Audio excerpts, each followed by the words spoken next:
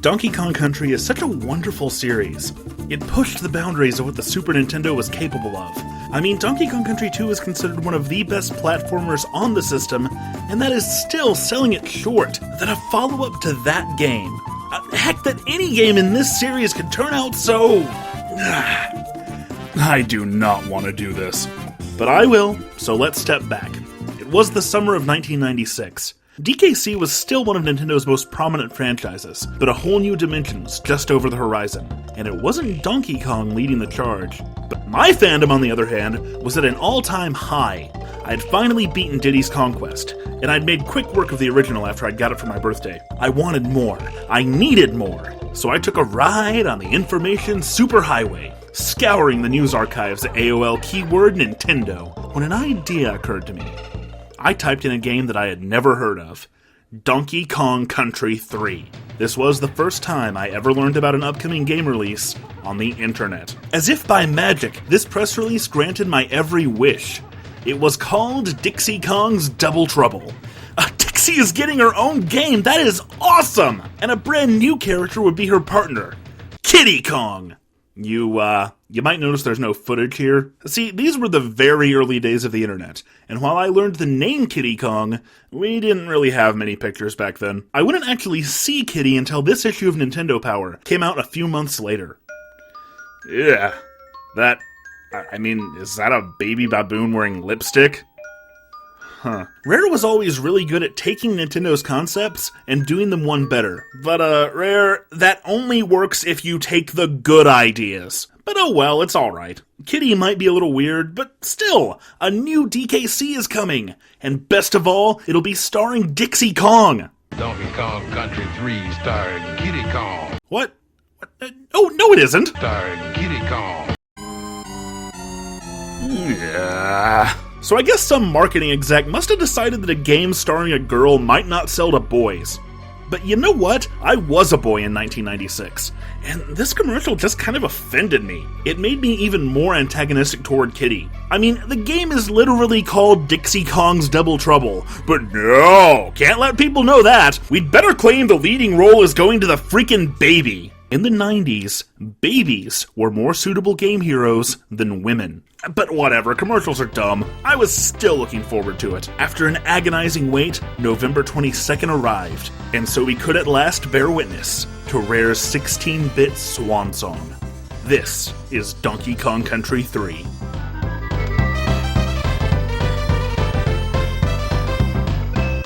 It's been a few months since Diddy and Dixie committed horrific genocide on the crippling race.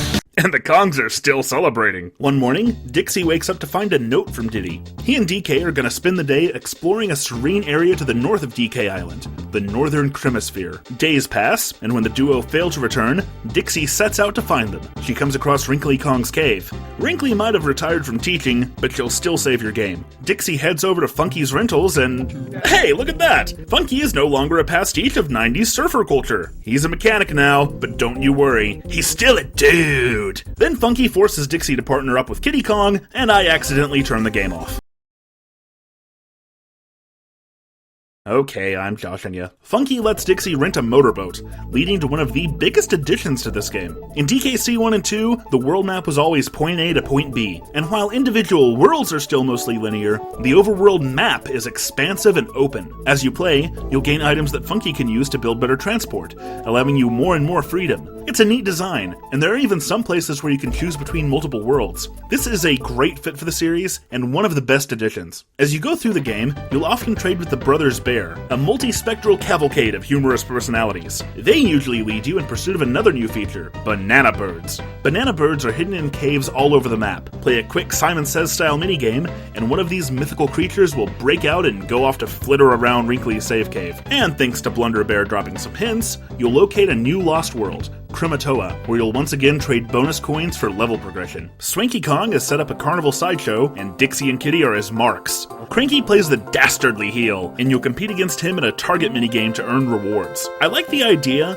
but I can't help but wish Cranky had retained his role from DKC2. Without him, there are no hints to bonus stage locations or secrets, and given this game's change in focus, that's really something they shouldn't have omitted. That just leaves our playable characters. The Dixie and Kiddy team features the greatest differentiation of the trilogy. The team throw makes a return. When Kiddy throws Dixie, it works like it did in DKC2, allowing access to higher areas and secrets. But when Dixie throws Kiddy, he slams down, breaking through weak floors. She can also throw him into a wall and then run on top of him, but there are exactly 0 areas where this is actually useful. Kiddy's in-game sprites turn out a lot better than some of his renders, but the biggest problem with him is how severely outclassed he is by Dixie. I often stick him in the lead just so he can soak up a hit. The level design here is not often focused on forward momentum, and it's not worth giving up Dixie's helicopter twirl for a very slight speed boost. Kiddy does skip over water. Okay, that's kinda cool. But his advantages are so weirdly situational. As you've probably gathered, I never really liked Kiddy. I always wished they'd just let DK partner up with Dixie. And speaking of DK, in Donkey Kong Country, the first level was a dense jungle, and a rhythmic drumbeat slowly emerged from the environment, building to a frantic medley.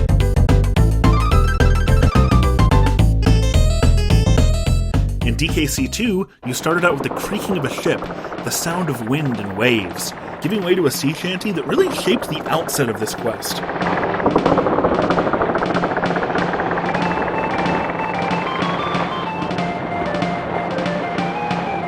So how does Donkey Kong Country 3 begin? Oh boy!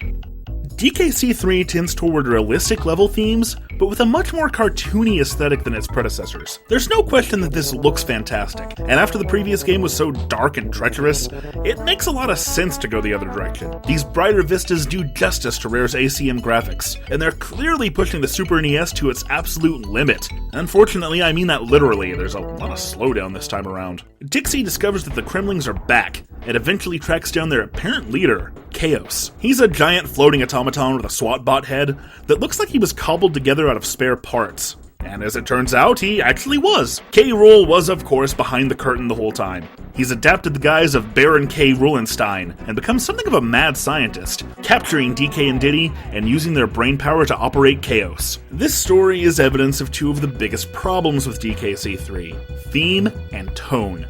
Now certainly these environments and enemies are creatively designed, but there's not much that thematically ties them together. How cool would it have been if the Kremlings had been horrifying abominations of science, evidence of K. Rool's experiments gone awry? I mean sure, have everything start out all bright and happy, but as you get deeper into the game, something's going horribly wrong here.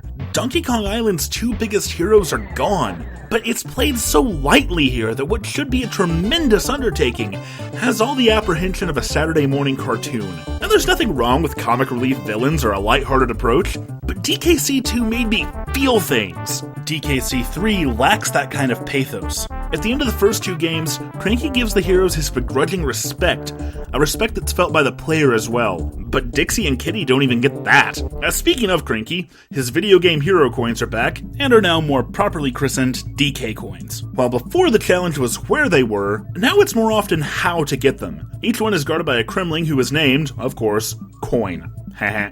He's using the DK coin as a shield, so you'll need to find a way to bounce a steel keg into him from behind. It's a pretty well done mechanic, and you'll even get that aha feeling from some of the more challenging puzzles. Once you get all the DK coins, Funky will craft the gyrocopter, which opens the overworld up completely and lets you nab the last few banana birds. When you get all of them, they take you to meet the Queen Banana Bird, who sticks it to K. Rool one last time. DKC2 ended with Crocodile Isle sinking against a gorgeous sunrise.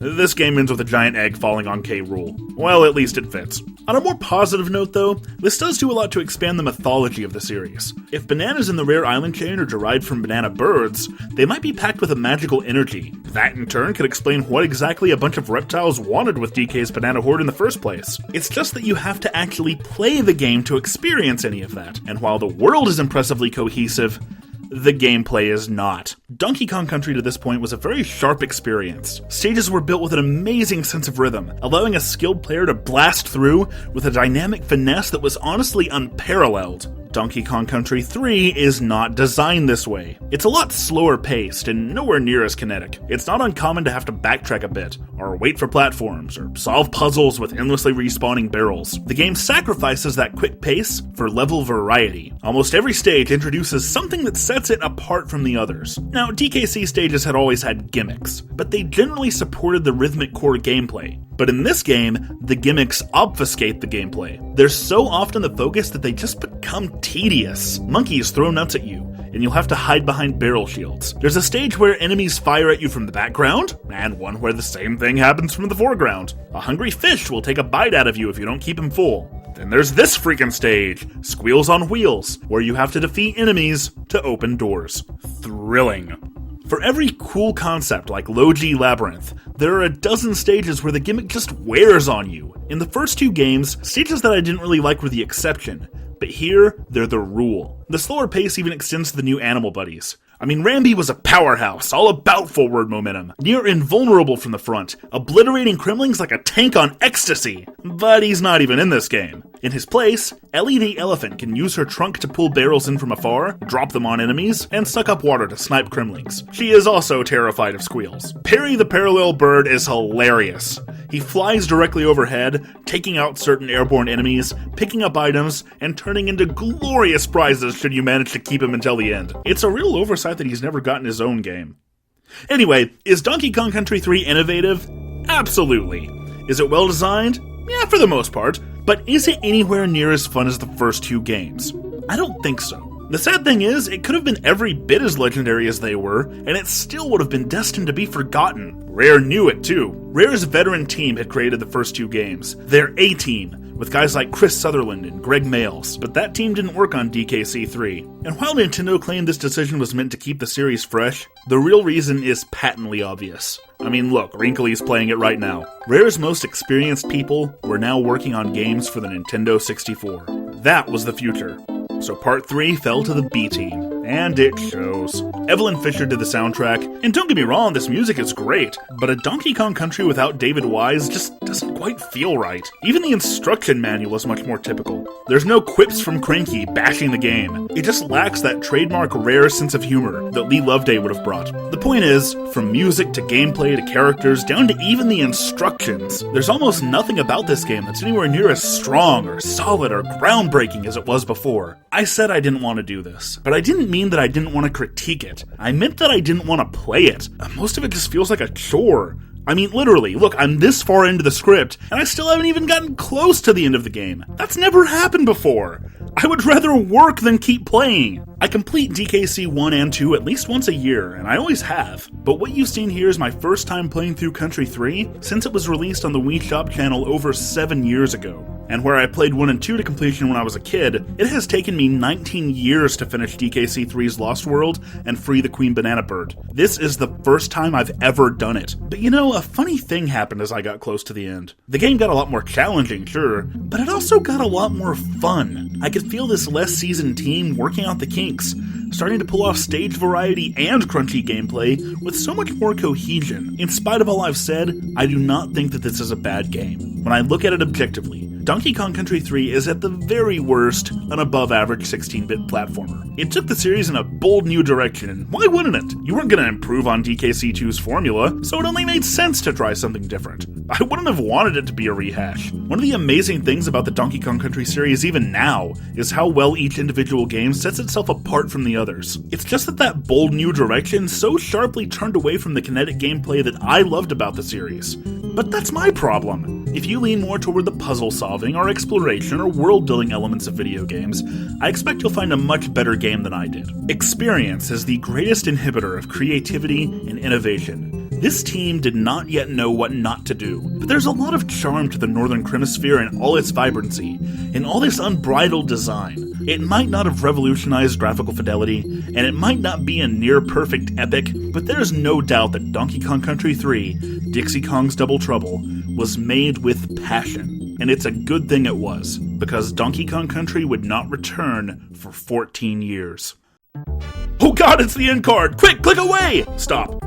hit that like button for me first, and check out the redesigned Patreon page if you'd like to back the Geek Critique, get early access to my videos, or a bunch of other bonuses. And if you are off to do something else, might I suggest the Conversations interview with Chris Sutherland. He was the head programmer for DKC 1 and 2, and a driving force behind tons of other classic Rareware games. It is awesome just to hear him reminisce, considering how secretive Rare was back in the day. Chris has kind of gotten the band back together and started an indie studio, Platonic Games. They're working on an all-new 3D platformer that looks fantastic. Alright, if you're still here, you are the truly dedicated. So share this video and help me get the word out, like me on Facebook and follow me on Twitter, go back and watch all my other episodes, and as always, you keep geeking, I'll keep critiquing.